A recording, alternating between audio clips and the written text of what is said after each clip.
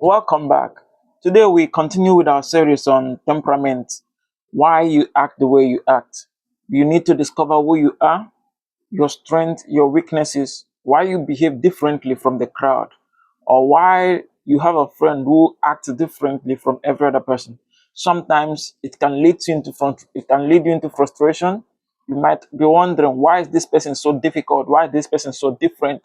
You need to understand that there is this inborn trait or inborn natural behavior that God deposited in everyone that propels or compels them to act, or let me use the word drive, that drives them to act the way they do. If you're a parent, you have a child who tends to be difficult or behave entirely different from all your other children. And sometimes you could wonder, where is this one coming from? Where is this blood coming from? Don't worry, the baby is your blood. And one thing you have to understand, that temperament is not hereditary.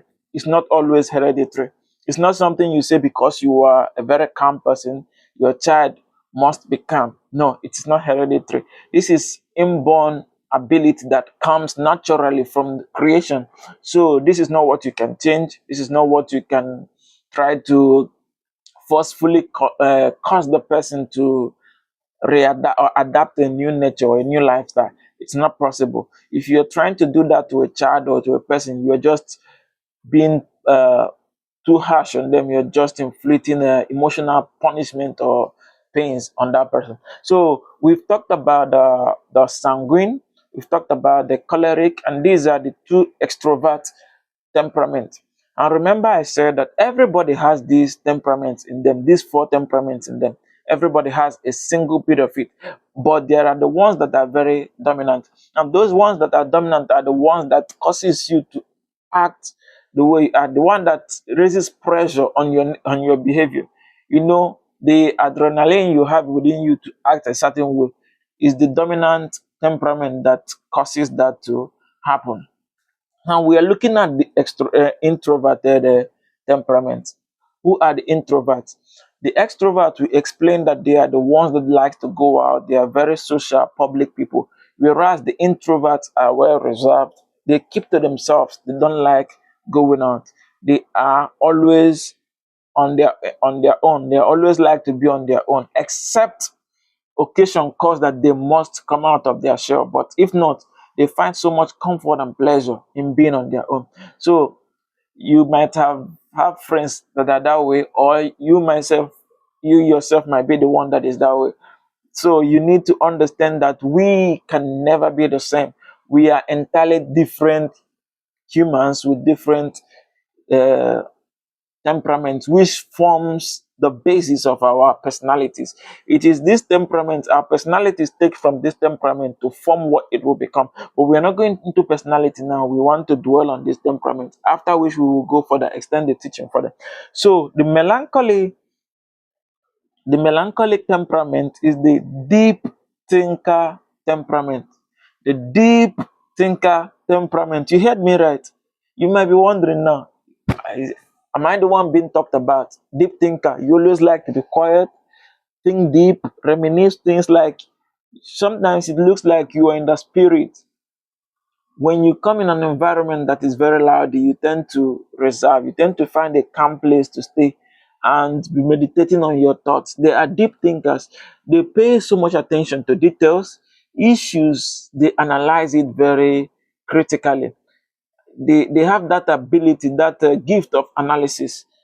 They pay attention, they pick tiny details, tiny details, the things that other persons might ignore as inconsequential. They tend to uh, spot those things, analyze them, and that is why most of them are very creative. Most of them are very creative.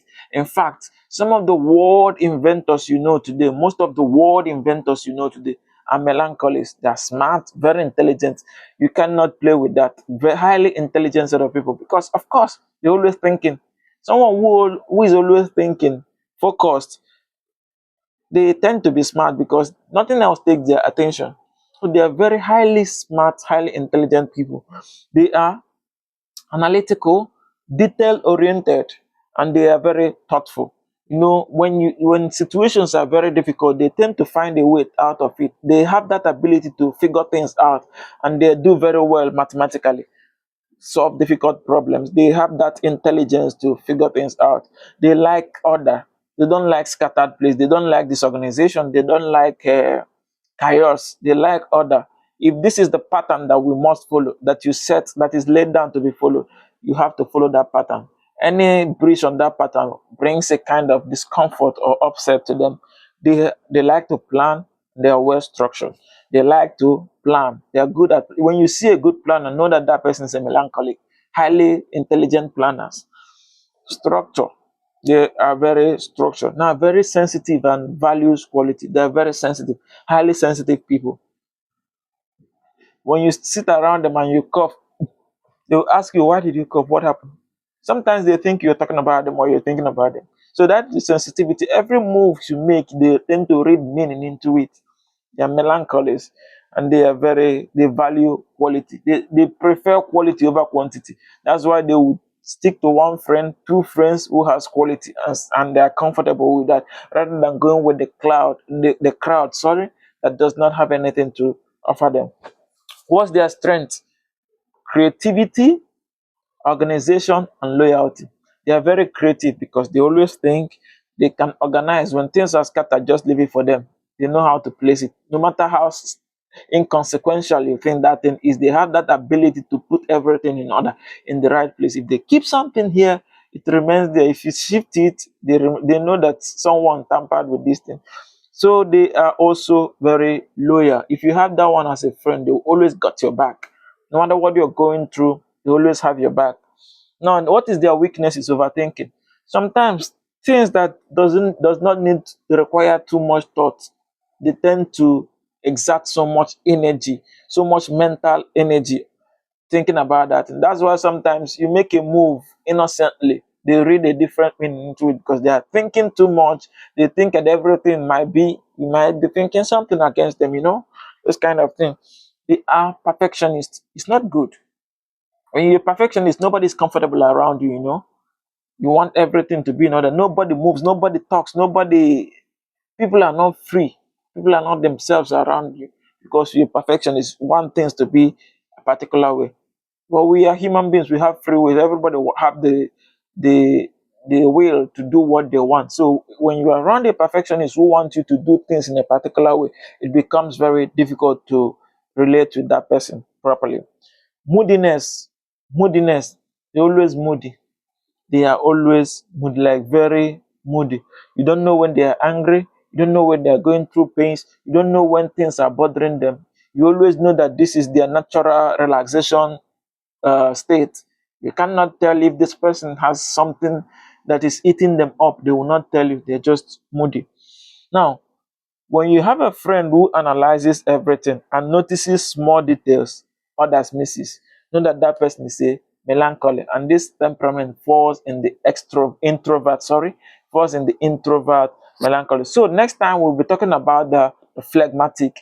I hope you stay tuned. We'll come your way again to talk about it. And please don't forget to subscribe, comment, comment your thought on this, and always like our post. Bye bye.